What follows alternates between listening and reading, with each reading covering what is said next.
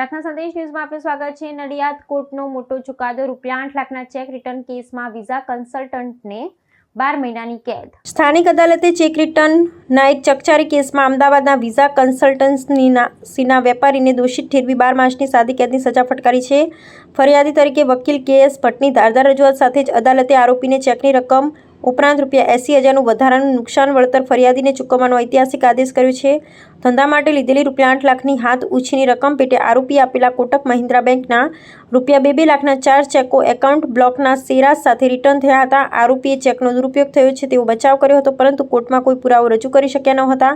જ્યારે ફરિયાદ પક્ષે નોટરાઇઝ્ડ કબૂલાતનામું અને દસ્તાવેજી પુરાવા રજૂ કરતા અદાલતે આરોપીને કસૂરવાર માન્યો હતો। આરોપીએ ફરિયાદીને ચેકની કુલ રકમ ₹8 લાખ અને તેના 10% લેખે નુકસાન વળતર ₹80,000 ચૂકવવાનું રહેશે, નહીંતર વધુ સજા ભોગવવી પડશે। રિપોર્ટર પ્રતિક ભટ્ટ, નડિયાદ। પ્રાર્થના સંદેશ ન્યૂઝની તમામ લેટેસ્ટ અપડેટ્સ માટે ચેનલને હમણાં જ લાઈક, શેર અને સબસ્ક્રાઇબ કરો।